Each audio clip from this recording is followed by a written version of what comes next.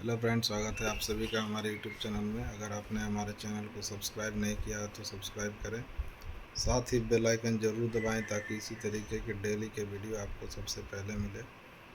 Video को like और share करना ना भूलें ताकि आप लोगों को रोज़ाना इसी तरीके से बेहतरीन वीडियो मिलता रहे और आप लोग इसका आनंद उठा सकें।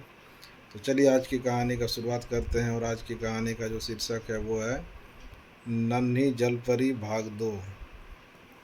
इसका भाग एक हम लोग पिछले वीडियो में ही सुन चुके हैं, तो चलिए इसको शुरुआत करते हैं। नन्ही जलपरी का मन उदास था क्योंकि वो राजकुमार को पहली नज़र में ही दिल दे बैठी थी, पर वो जानती थी कि उसे पाना नामुमकिन है। सागर के नियम ऐसे ही थे कि वो इंसानों से नहीं मिल सकती थी। श्रिम्प ने नन्ही राजकुमारी की हालत देख उसे एक उपाय सुझाया।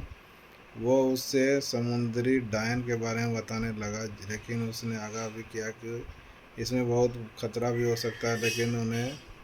लेकिन नन्ही जलपरी को तो बस राजकुमार को पाने का धुन सवार था। वो चल पड़ी समुद्री डायन से मिलने। समुद्री डायन ने अपनी जादुई गोले में देखा कि लिटिल मरमेड उसकी मांद की ओर आ रही है। इतने में ही गोले में से एक भविष्यवाणी हुई कि राजकुमारी सबसे प्यारी और भावुक मन की है।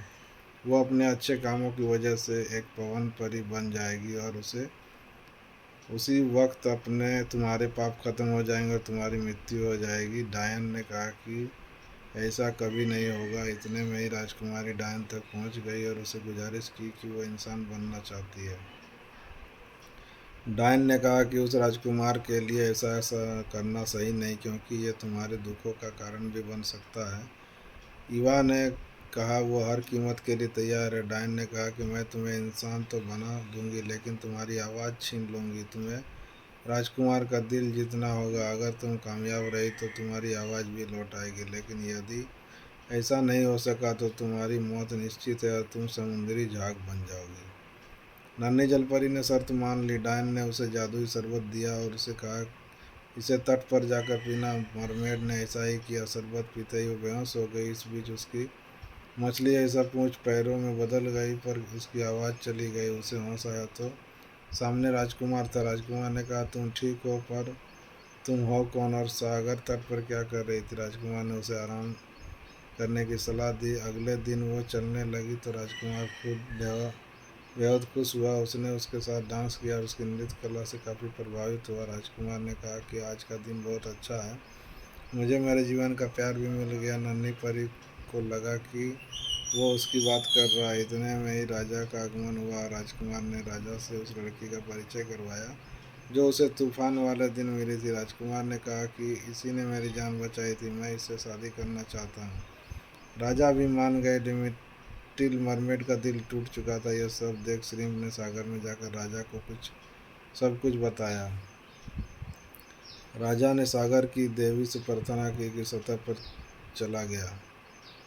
ईवी की बहनें डायन के पास गई ताकि वो अपना श्राप वापस ले। डायन खुश थी कि राजा की बेटियां उससे सामने गिड़गिड़ा रही है। फिर डायन ने कहा कि उसके पास एक उपाय है, लेकिन उसके लिए ईवा को राजकुमार की हत्या करनी होगी। यदि लिटिल मरमेड इस जादुई खंजर से राजकुमार को मार देगी तो उसे अपनी जलपरी वाली जिंदगी वापस मिल जाएगी। उसकी बहनें वो खंजर लेकर सतह पर गई। सबने देखा ईवा अपने गुड्डे के साथ सागर तट पर एक पेड़ के नीचे उदास बैठी है। राजा ने उसे आवाज़ लगाई। ईवा बेहद भावुक हो उठी। राजा ने ईवा को तो वो खंजर दिया, पर ईवा ने कहा कि वो राजकुमार को नहीं मार सकती, पर उस अपने भावुक पिता और बहनों को देख वो खंजर ले लेती है। वो राजकुमार के महल तक गई, पर वो राजकुमार को मार नहीं पाई क्योंकि वो उसका प्यार था। और लौट आई। उसने अपने पिता और बहनों से माफ़ी मांगी। ऐसा ईवा ने कहा कि अब मेरी मौत निश्चित है, आप मुझे सब माफ़ कर देना। मैं अब झाग में बदलना चाहती हूँ,